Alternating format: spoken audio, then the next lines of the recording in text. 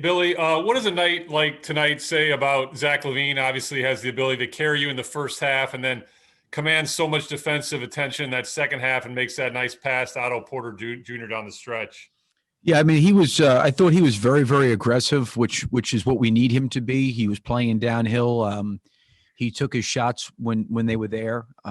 He obviously had an exceptional first quarter in terms of what he did and a great first half. And then I give him a lot of credit because he didn't really do too much the first 6 or 8 minutes of that third quarter, and he kind of bided his time, and then he got some plays there. But I thought he showed really, really good patience, and he really played on both ends of the floor and had a great night. Joe Cowley, go ahead. Billy, sticking to the Zach thing, it seems like the tough thing for him to learn right now is when to score, when to take over, and also understanding when to do little things to win games. And he seemed to grasp that, especially those last couple minutes, couple huge rebounds, steal. He just looked really aggressive on both ends. Do you think he's starting to kind of get what winning basketball is about? Yeah, I think it's going to be, Joe, a learning process for these guys. I mean, I would not consider Zach a young player, but he really maybe for a good portion of his career has probably had so many different coaches, so many different teams, and maybe hasn't been in a lot of meaningful games, so to speak, late in the season. But I think he wants to learn. He's a bright guy. He's smart. I think he knows that. We're just not going to always just put the ball in his hands and ask him to bring us home. To your point, he made a great pass to Otto, or maybe Casey mentioned that, and he scored. But I think he is learning. I've seen a lot of growth and improvement in him, and he wants to win, and I think he wants a direction of the things he's got to do. But like I've always said to him, it just can't be you shooting the ball. Like, you have to make plays. You have to make basketball plays. You have to read the defense. You can't predetermine and make up your mind of what you want to do. What is the defense saying to you to do? Like on that pass to Otto, it was a great read. He made a great, I thought, bounce pass to Thad. Thad kind of bobbled it out of bounds, and we lost it on a turnover, but it was the right play. I felt like he made the right plays coming down the stretch, even though it maybe wasn't always shooting the basketball. But he's really trying, and he's working, and I think he's I've just tried to tell him is he has to stay aggressive. And I think sometimes he is not as aggressive as he needs to be. And that doesn't mean shooting, but it means with his athleticism, getting out in transition, attacking the basket, attacking the paint, taking your shots when they're there, getting catch and shoots, not allowing the defense to crowd you. And I think he's trying to do the things we're asking him to do. And, he was really, really big time tonight for us. I mean, he had half our points in the first half. Rob Schaefer, go ahead. Hey, Billy. I know you've said that you're never going to worry too much about Kobe's shooting, but how much do you think he needed the second half that he had? And how much did you guys need it? Well, I thought the one thing that he did differently tonight from coming out of the Milwaukee game, the Milwaukee game, I never felt like he ever really changed his pace. And he was a little bit more herky-jerky tonight, where he's a little bit more difficult to guard. He had a big, drive, I think, around Richardson for an N1. He got to the rim with, I think, more regularity, and he was able to finish at the rim. When he's not playing herky-jerky, change of pace, change of tempo, when you're a guard and you get into the lane, it's hard to finish. But I thought he really got himself open with his change of pace and speed and the way he was playing tonight. And one more from me quickly on Daniel Gafford, just with all the absences that you guys have, how big is it to be getting the types of performances that you've been getting from him the last 2 or 3 games? Yeah, I mean, he's been great. I give him a lot of credit for keeping himself ready. He's done a lot of things around the basket for us, blocking shots, defending the rim, and then obviously offensive rebounding and rolling. But he's been huge, and I give all these guys credit. Even the guys that aren't in the rotation, have all, I think, worked to try to keep themselves ready. And certainly the uncertainty that we've had to deal with over this last week and not knowing a lot of times who's going to be at practice or available at games, we're just trying to keep the guys that are in that locker room ready. And I think Gaff, like I said, the first 2 or 3 games, it would have been maybe easy to lose sight of that, but he's kept himself ready, and he's given us really, really good boost off the bench. Thanks, Billy. You're welcome. Cheryl Ray, go ahead. Hi, Billy. What does it mean to you right now with the rotation you have, the players you don't have? winning a game like this and then going on the road for a real crucial stretch on the West Coast? Yeah, I mean, our schedule's really, really hard, and it's going to be hard. We're going to find out a little bit more about ourselves every time we play. I think the unfortunate part for us has been the fact that, our roster has been so inconsistent in terms of players being available, and we've had to do a lot of different things. And, hopefully there'll be a point where we get everybody back and we'll have to fit, people back in again. When you lose Lowry and you lose Sato, it takes a little bit of an adjustment period to figure out, who's playing what spots and what times and rotations. And then, those guys end up coming back. Hutch comes back and Arch comes back with those guys. Then you're back to square one of integrating those guys, trying to get those guys ready to compete and play. So, I mean, it's going to be a very, very challenging time until, we can get everybody on our roster, together on a consistent basis. And I give our guys a lot of credit with, myself and a staff being new and trying to put in different things on offense and defense and terminology and very, very limited training camp and a lead up to the start of the season. No fans, missing players. These guys have really worked hard and have really tried to stay engaged and have tried to improve. And, I really, really appreciate that from all of them because, I understand Doncic didn't play. He's a great player. Laurie's been out for us. You got to deal with this, and different people have got to kind of, be able to help you, step up in rotations and when we need help from people. And I think the guys have done a good job of that thus far. Do you have to be cautious at all about the emotional toll that it takes with everything going on and then going back on a road and what happened on the road the last time with the COVID? Yeah, I mean, I would say that this is probably a couple things that I think have taken emotional toll, not on our team, but I would imagine all the other teams too. One is it's just everything's so different. There's absolutely no familiarity, and I think guys have really, as best they can, trying to stay in their routines and things that they do to get themselves prepared and ready to play.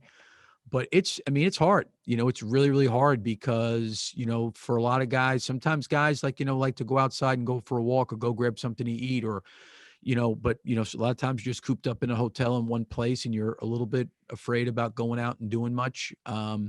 So yeah, I mean, I do think it takes a toll. It's not our team. I think it's all these guys. I do think that that's been a big part of, or I shouldn't say a big part, but it's been a part of a lot of these games that have been so crazy. The scores, it's there's a lot emotionally these guys are dealing with on a regular basis. Thank you. We're going to do two more, Billy. Christos, go ahead. Hello, Coach. Congratulations on the win. I have a two-part question. The first one is how satisfied you are about the response of your team after the loss at Milwaukee.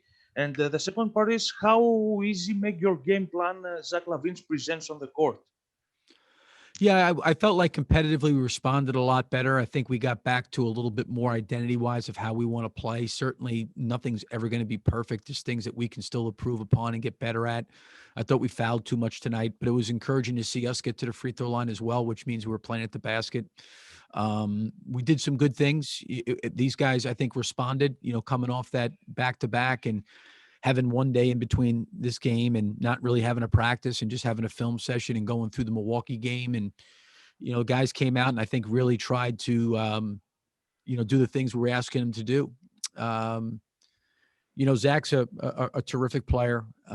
Is very, very gifted and talented. And it's not even so much the points that he had tonight. I mean, he was incredible putting the ball in the basket, but can we get him playing, nightly with that kind of aggressiveness? That's what we need from him. And it doesn't always mean scoring. It means passing. It means getting into the teeth of the defense. It means maybe getting fouled. It means finding an open teammate. Maybe it means finishing, whatever it is. But I think when he's playing with that kind of force and that kind of speed, it opens things up for other people. Thank you. You're welcome. Last question, Joseph Phillips, go ahead. All right, Coach. Congratulations on your first home win. Thank you. Yeah. So my question to you: how impressed are you with your team defensively in closing out the game in the fourth quarter, especially after bouncing back from the Bucks loss? Yeah, I thought there was a couple junctures in that fourth quarter that I thought there was some growth. The first part, I think we got up by 8, and then we had a period there we had subbed. because I think that second unit had done a really nice job. We were maybe getting towards the 6-minute mark, maybe a little bit inside the 6-minute mark. And, we had some turnovers. We had a bunch of fouls. We kind of let them get right back into the game. They cut it all the way down to 2. I thought we responded and made some plays and took back control of the game. Kleber, I thought, made a really, really big 3 to cut it to 5. And, we were able to kind of come back and respond. I thought Kobe made a big 3 in the game, which was important, big. And I think as a coach, that's what you want to see is guys in that adversity. And, they're a good team, Dallas. And I know Doncic wasn't playing, but those guys are good and they're going to keep on coming and they're going to keep on playing. And, Rick does a great job with those guys. And, you've got to be able to handle the runs and the momentum changing shifts, and you've got to try to regain it. And I think going through some of those situations were good for our guys to experience. Thanks. Then we did what we had to do. We came out and played a team that didn't have Luka tonight, and we just locked in and was able to, come out, play our basketball, and just do our stuff. Just not take it, too lightly. We just came off a loss with Milwaukee. We're trying to get back in our groove, so we just came out and took this night as a way to get back on track. And the team, in the last 48 hours, man, we had an off day yesterday. Took some time off because we had a back-to-back coming from Washington to Milwaukee, had to rest our legs and stuff, but coming back in this morning, we locked in and shoot-arounds, had a good shoot-around, came in tonight and did what we had to do. What follow-up to that, what impressed you more, Zach's performance or Kobe's performance? Both, because Zach, he got to his shots tonight, and he was hot, and we fed the hot hand. And Kobe, he was kind of in a stint, but he came back out and he was just doing his thing. He was playing his game, and he was just waiting for his time to shine, and that's what he did. Hey brother, happy New Year to you. Thank you. Happy New Year to you too. Amen. Schaefer, go ahead.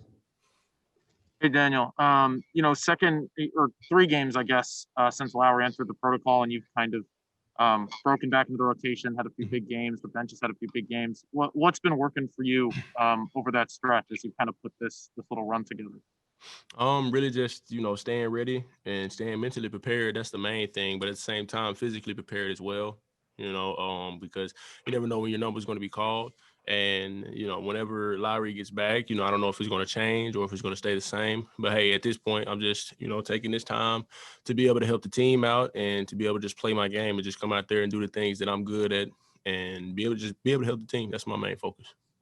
Second season for you. You talked to us during camp about stuff that you worked on during the offseason, goals, things like that. Does it feel different for you, second year, new coach, new schemes, and playing well? Does it feel like you've really progressed forward year 1 to year 2 to this point? Oh, yeah, most def. Just having that first year, it was a lot of things that I was learning. I was trying to soak up as much knowledge as I could. And coming into this year, I got a year under my belt, and it's helped me a lot because I've learned how to prepare for a lot of things more mentally than physically. I'm taking care of my body and stuff like that as well. But, trying to take care of my mental is my main focus as well. Because coming out and just being mentally locked in and being able to do all the things that you're good at with your skills, everything like that, that's just my main thing. Just to be able to come out and be me. That's all I got on that one. 6 of 6 from the free throw line too. You've talked about expanding that shot. How much a boost is that? That's a good thing for me. It's a real big thing because I want to be, the guy that's able to hit free throws down the stretch if I get fouled. And just seeing that I had hit 6 for 6, it was a big surprise to me. I didn't even know I shot that many free throws. But, yeah, just free throws are one of my main focuses with my game because, I'm a big guy. Sometimes I'm going to get fouled, sometimes in the bonus, sometimes with shooting fouls. I got to be ready to knock that shot down because those are big shots. Thanks. Cheryl Ray, go ahead. Hi, Daniel. Hi. Daniel, you guys have a lot to learn, new schemes, new coaching, but games like tonight is a winnable game. Is this team starting to learn how to win the winnable games? Yes.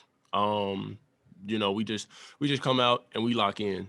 No matter if it's a winnable game, we're gonna make our focus is making non-winnable games winnable games. That's our main focus because we want to be a playoff team, and being a playoff team, we gotta take strides in when it's a winnable game, go out, knock that out of the way. But if it's a non-winnable game, how can we change that? How can we change that factor, and how can we be able to come out and be a playoff team like we want to be?